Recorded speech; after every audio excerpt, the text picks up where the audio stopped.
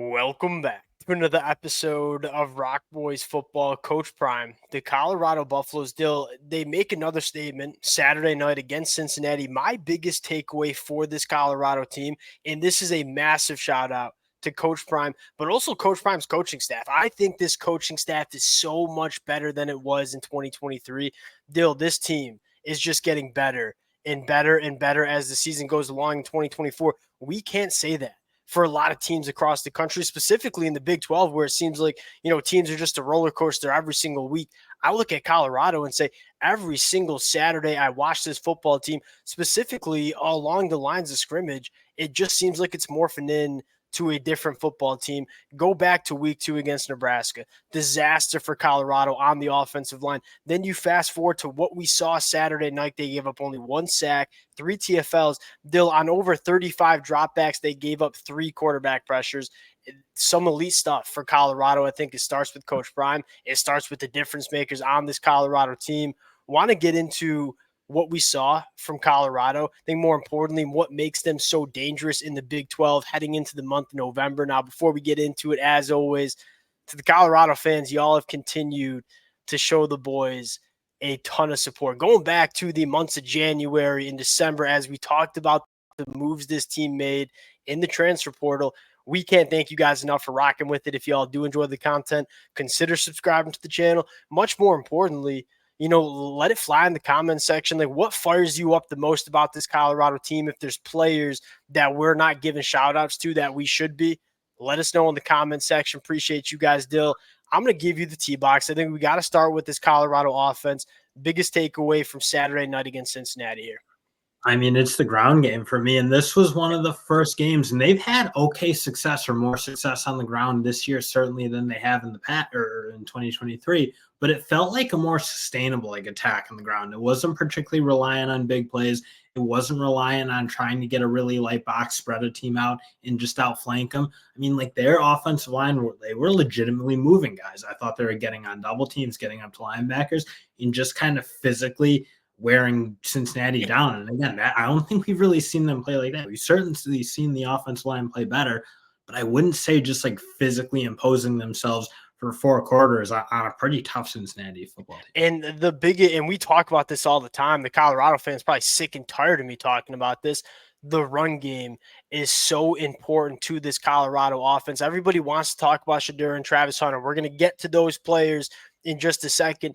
The best way to allow your offensive line to settle in pass protection is give just a solid run game. We're not getting up here and saying Colorado needs to run the football for 300 yards every single game. But if you have that consistent run game that allows you to stay on schedule, avoid some of those 3rd and 2nd and long situations, it kind of prevents a defense from pinning their ears back and getting after the quarterback. What's the biggest difference between this Colorado team right now as opposed to what we saw in 2023, just week 2 against Nebraska?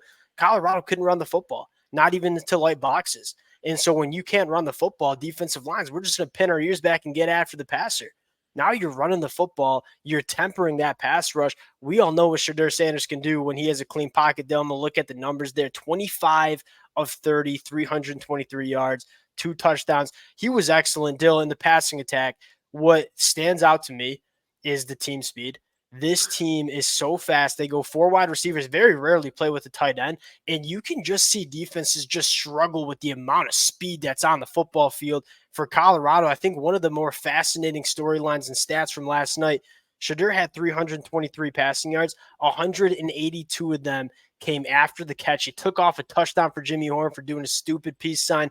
Dill, this team, it's predicated on getting the football to their playmakers in space and allowing them to operate after the catch. That's exactly what you saw Saturday night. Cincinnati, and just not a lot of teams in general, have the athletes and team speed on defense to deal with the burners and the weapons that Colorado has on the offensive side of the football.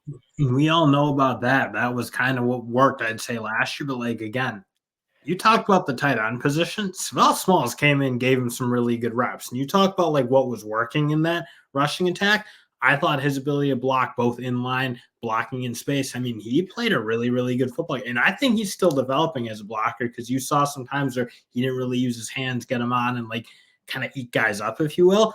But like you're starting to see him make some strides in that tight end position again. We haven't really seen them have a guy who can play in line. Like even Mikey Harrison last year did some okay things for them out in the boundary, but he wasn't an inline tight end. Like if they get that position going, I do wonder if that's something that again just can give teams a new wrinkle for like something. It's not just the 4-man spread or 4-man wide receiver with one running back off. Like, can they work in some more formations and use some different packages? Because again, I think they do sometimes get a little predictable if they can get that tight end going, get more of a sustained pounding running back, physically running game going.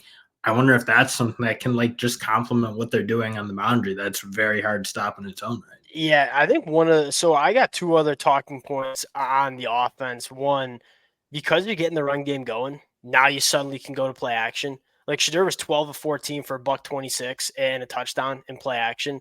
You couldn't really go to play action last year because you couldn't really run the football. Play action not very effective when you don't have a ton of success running the football. Still, I think secondly, or I think I got two talking points. You mentioned blocking on the perimeter. Why is Colorado having so much success yards after the catch? These wide receivers block their tails off for one another. And I think that's sick because you talk about like Travis Hunter, like the biggest name in all of college football. The dude blocks his tail off down the field for guys like LeJontay Wester and Jimmy Horn. Right now, he's the best player in college football. And I think secondly, Dill Shadur throws, and these things you don't talk about a ton, but I think it's massively important, especially for this Colorado offense. Yeah, we know what Shadur can do with the big time throws, pushing it down the field. He is the most wide receiver friendly quarterback that you'll see in the sport. Like he consistently throws his wide receivers to green grass, allowing them to get after it after the catch. Those small things, that's kind of what makes Shadur elite. Again, it was a really impressive offensive performance. And then you go to the Colorado defense and say, like, we said it in the offseason, like the BJ Greens and the Samuel Okunlolas and the Kai Hill Greens, the quality of guys that they brought in this year, you can tell that it's different. Like this is a legitimate, big, fast, strong front seven that can stop the run. Dill, I think what you want to start with, and I love this, winning on third downs.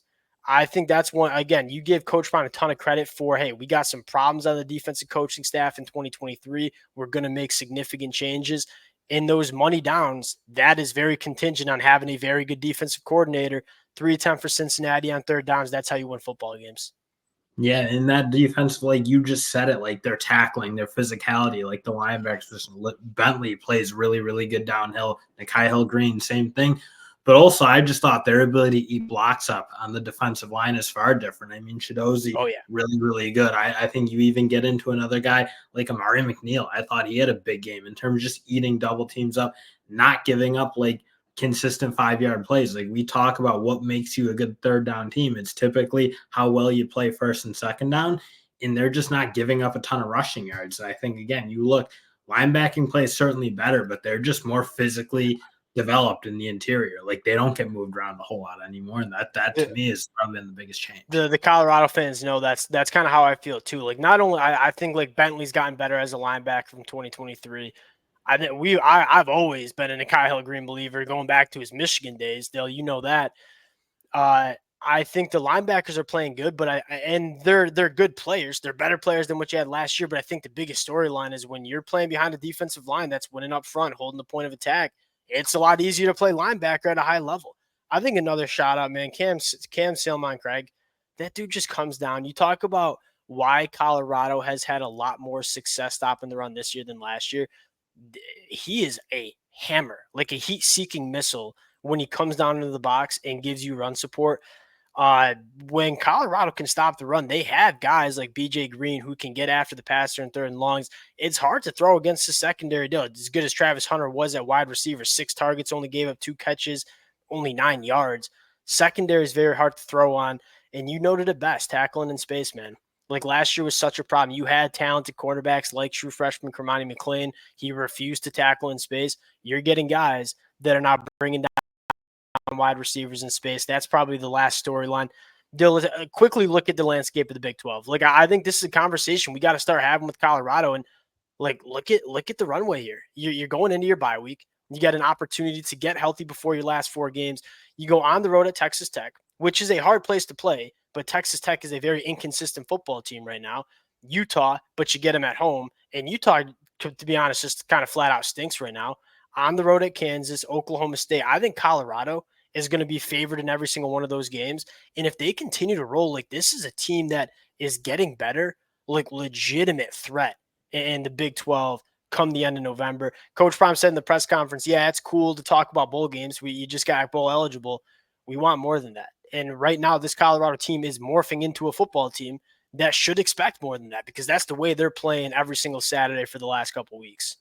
I mean, again, you said it. Like, if every other position group is going to come up and catch what they have going at the wide receiver spot and at the quarterback spot, this team can get really dangerous. Because again, like that one element they have is really tough to deal with. Like, you just look, you said it, the team speed, It's Shadur at so the quarterback, fast, dude. really, but like last year, obviously, some teams were just so much better than them everywhere else. I think again, you're starting to see this team be much more complete. You said it. I mean, Phil Oldholt and Warren Sapp are doing an unreal job. Like, you just look at how much better those two groups are playing and how important that is to what they're doing. Like, I look at this schedule. If things shake out and like they do what they're supposed to do, I certainly think that they're very good chance they go 4-0 with those games. I think they missed the two hard environments. Let's say Texas Tech's not an easy one, but Utah and Oklahoma State are the two ones that I think are really, really difficult places to play. And those two teams, frankly, are faltering. So you look, they really should be big, not big favorites necessarily, but good size favorites in all four of And those. again, I think the conversation is like, look at what this team is starting to become. It's becoming a team that's extremely dangerous. We'll sign out there. Again, appreciate the rod. This has been a team that's been very fun to talk about. The Colorado fans continue to show a ton of love. We appreciate you guys. If y'all do enjoy the content, consider subscribing to the channel. We'll talk to y'all later.